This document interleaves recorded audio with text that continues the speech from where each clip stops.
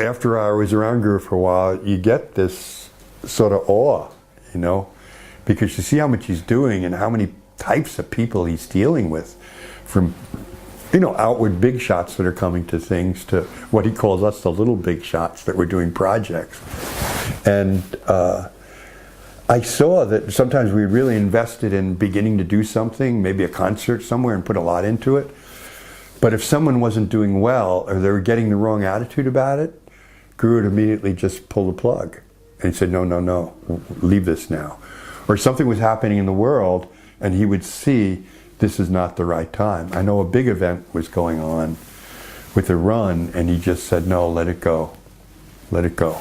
And so the first times it happened, you know, you get sort of into your own thing, especially if you've gotten initial encouragement with Guru.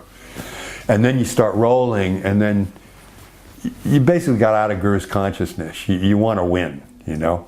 And so you get overextended, maybe you're not meditating regularly, you're not doing athletics, you're getting frazzled, you're being nasty to other people.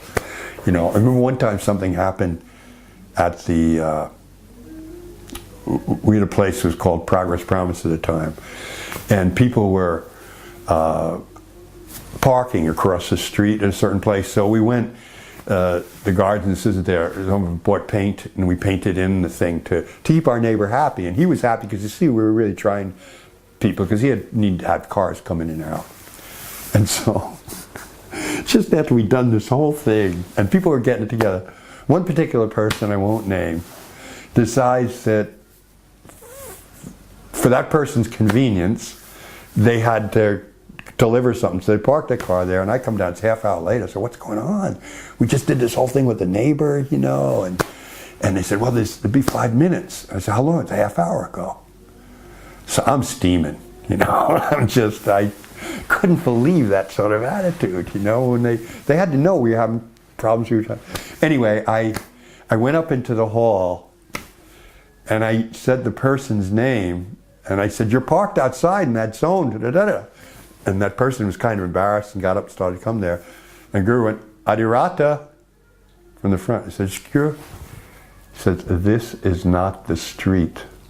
And I went, yes, Guru, and got out of there, you know, because I was totally into, how can you do this sort of thing?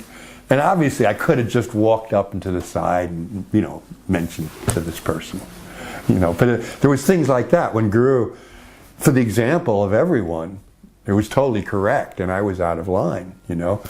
And Guru would do everything he could, if it was possible, if it wasn't a public thing. Like if he heard you did something like that, he usually wouldn't do it in public. You know, he'd have to make a call and tell you or whatever.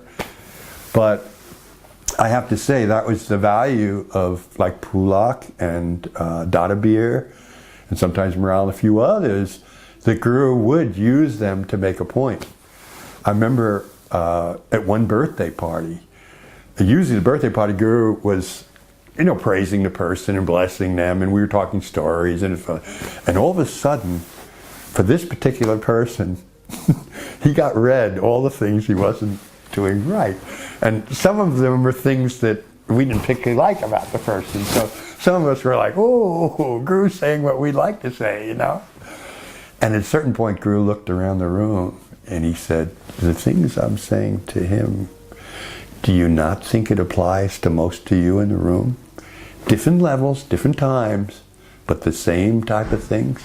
And the whole room changed, because each of us thought of the thing. We talked later about the thing that was being said, how maybe we had less of it or more of it, but it really did apply to us.